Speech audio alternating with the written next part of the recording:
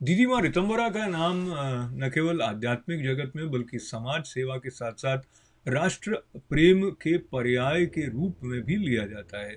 Covid 19 की स्थिति का सामना करते हुए सबके कल्याण की प्रार्थना के साथ वो ब्रह्म यज्ञ का आयोजन कर रही हैं। इस बारे में जानकारी उन्होंने हमारे साथ स्काइप से बातचीत करते हुए दी। पेश है उस बातचीत का ये अंश।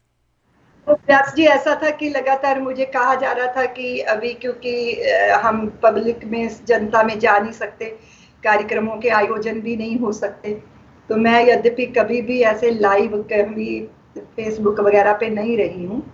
ऐसे कुछ कुछ संदेश मेरे जाते रहते हैं, मेरा सोशल मीडिया से कोई लेना देना नहीं हूँ, बड़ी बैकवर्ड हूँ इस मामले में मैं। तो हुआ ये कि कुछ ना कुछ होना चाहिए।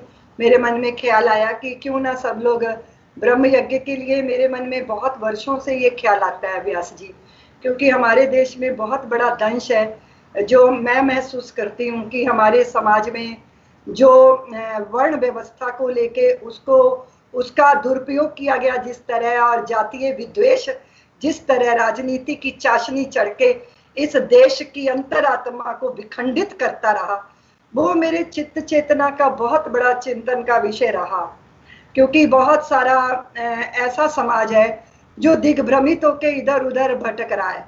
और आप देखो कि धर्म की दुकानें चलाने वाले लोग, वो भी जनता को भेड़ बकरियां समझकर, मतलब हिंदू जाति एक बड़ी फसल है जिसको जो चाहे वो काट ले।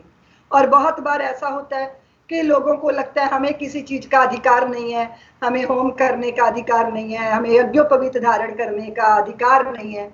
तो मेरे मन में कई बार ये आता रहा कि भाई क्यों ना आप पूरे ब्रह्मांड को कुंड समझें और अपने सदकर्मों की आहुति दें, जिससे सारी सृष्टि का कल्याण हो और हमारा भी कल्याण हो।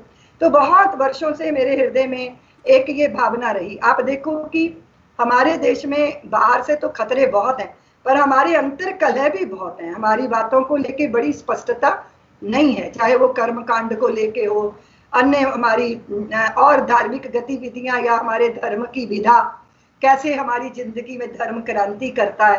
तो ये चंद लोगों तक ही सीमित हुआ, बाकी सारे लोग कोसों दूर चले गए और वो भ्रमित किए गए।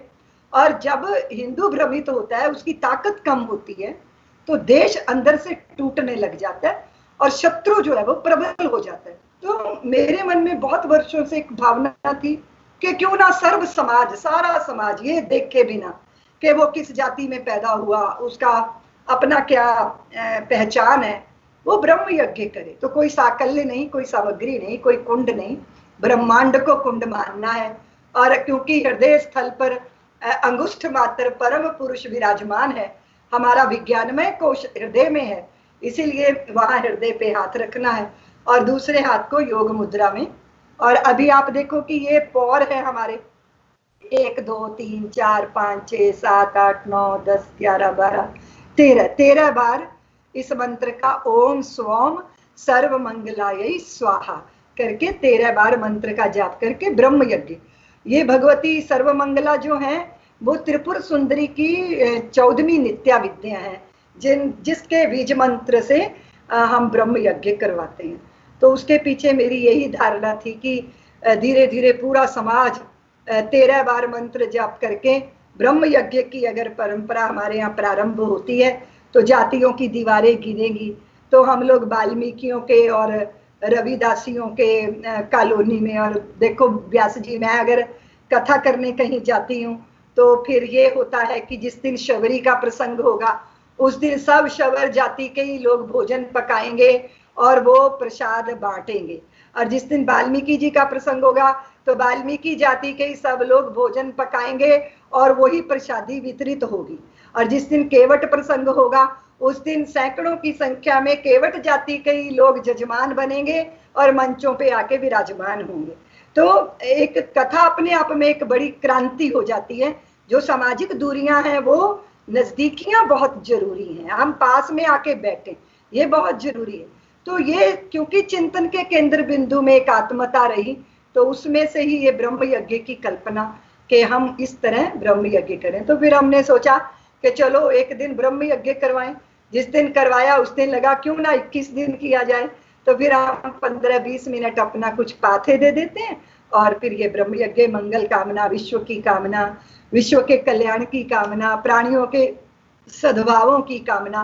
तो वैसे भी जब हम दूसरे के सुख की कामना से भरते हैं तो कहीं ना कहीं हमारा हृदय भी तो रस से भर जाता है। ये बहुत सुंदर विधा है, सुखी करने का प्रयत्न हमें सुख दे देता है। उसी भावना से ये कोई बहुत बड़ा कोई कर्मकांड रहस्यात्मक कोई विषय नहीं है, ये तो पूरे ब्रह्मांड को कुंड मान के अपने सदकर्मों की आहुतियां डालने की भावना ब्रह्म यज्ञ की है।